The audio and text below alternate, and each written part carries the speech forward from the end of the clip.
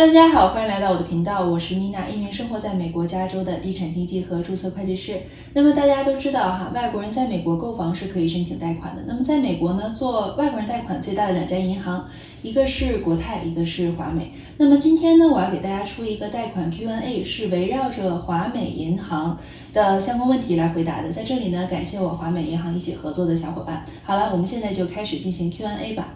好，首先我们的第一个问题就是怎样去选择贷款的产品，如何界定是否选取外国人的贷款。那么针对个人贷款的话，华美银行呢主要有两种，就是查收入和不查收入的贷款。那么不查收入贷款呢，主要是针对没有社区安全号和没有 W2 报税单的客户，所以外国人没有这两种，做不查收入贷款呢就比较适合。产品呢倒是有很多选择，那么这个呢需要根据不同情况，那么他们呢会去给我们推荐更适合我们的产品。好，第二个问题，固定利率和浮动利率怎么判断和选择？那么根据客户不同的需求来选择不同的利率，比如说你房屋是有多久啊，是不是要买入之后马上就付清啊，这个其实是一个跳板的过程。第三个问题，贷款对于申请人的信用分数有没有要求？那么不查收入的贷款是没有信用分数要求的。第四个问题，听说在贷款的过程中，如果向银行购买 points 点数可以降低利率，是这样的吗？答案是的，这个小伙伴要了解一下。第五个，贷款的服务费一般是多少？什么时候支付？那么银行有一个叫做 processing fee， 也就是处理费，大概是$1000。那另外呢，加上 escrow 过户费用，还有签贷款文件。这些费用呢是签贷款文件的时候进行支付的。好，第六个问题，提早还款有没有罚金？那么在华美银行呢是没有的。第七个问题，浮动利率我们英文称作为 adjustable rate mortgage， 也就是简写为 ARM。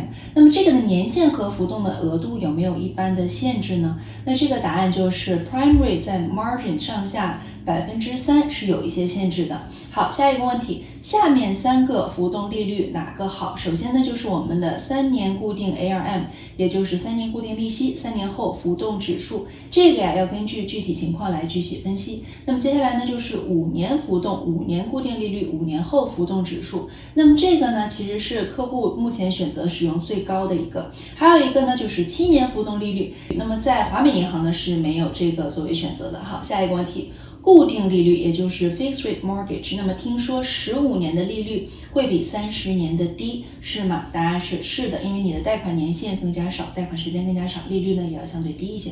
好，第10个问题，15年固定利率和30年固定利率这两个有什么区别呢？最大的区别就是贷款的利率和点数会是不一样的。好，下一个问题，外国人贷款的符合条件是什么？如何提供资产证明？中国的资产存款可以吗？答案是可以的，国内的银行存款证明便可。好，下一个问题，一般性的贷款，也就是我们称之为 conventional loan， 这个的符合条件是什么？适用客户群是什么？这个的符合条件和适用客户群呢，更适合我们美国本地人，有涉案号、有身份、有收入的人。好，下一个，低收入政府补助贷款，也就是 FHA， 据说首付付房价的3.5%。那么政府规定的房屋贷款保险相对较高，但是利率相对较低，是吗？符合条件是什么？客户适用群呢是什么？那么华美银行呢没有提供此类贷款，以后呢我会出另外一期视频来给大家具体介绍这个。好，下一个问题，美国退伍军人贷款 VA 申请人是外国人身份，但配偶是退伍军人，可以符合吗？那么这个问题呢我也会在其他视频里给大家介绍，华美银行呢是没有提供此类贷款的。好，下一个问题，丈夫人在中国可以用丈夫的名字买房，那么妻子人在美国可以用妻子的名义还款吗？那么这个呢需要在房子的房本名字上使用夫妻双方共同持有，以妻子的名字做贷款是可以的。好，下一个问题，我来美国旅游，顺便申请了贷款买房，那么开始贷款和购房流程之后我回国了，可否在网上或者是 DocuSign， 也就是网上签字来完成文件相关手续呢？那么贷款文件必须是本人亲自签或者是授权人代签，只要你找了授权人是可以完成的。好，下一个问题，小额、普通、大额和超大额这些贷款的金额都是多少？那么每个银行的贷款金额定义呢都会有所不同。那么在华美银行呢，他们是不做 jumbo loan 这种大额贷款的。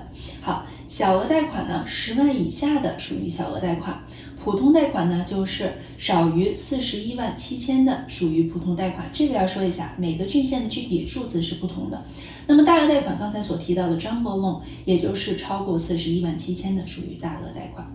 那么超大额贷款，也就是说 High Balance Loan， 那么这个贷款额超过62万5千的就属于超大额贷款了。好，下一个问题，海外中国买家申请贷款怎样的方式可以取得最优惠的利率呢？那么这个要根据不同的情况细说，你可以加我的微信，我们详聊。好，下一个问题，海外也就是中国买家，那么它的储备金 Reserve Balance 是怎样的一个概念？那么相对于外国人贷款呢，一般银行会要求贷款人除了首付头款之外，另外准备几个月以至于几十个月的预备金在贷款人的银行账户上。那么这个每月的预备金是平均每月的本金、利息、房产税、房屋保险加在一块儿。那么银行存款证明便可。还有就是什么是存款证明呢？比如说你的股票、基金、退休账户的钱都可以完成。好，下一个，都有哪些不查收入的贷款产品？这个答案呢可以加我微信，我跟您细说。好，下一个问题，听说外国人贷款可以使用 CPA 会计师信件通过审批，对吗？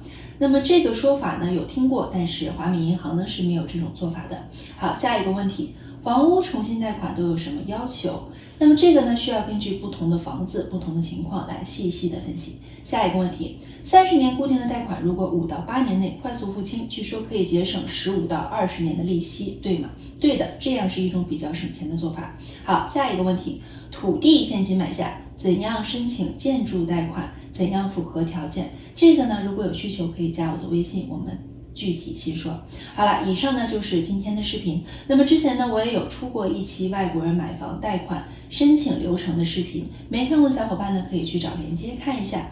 我是 Nina， 如果你对于美国房产咨询有兴趣的小伙伴，可以加我的微信进行咨询。那我们就下期视频再见啦，拜拜。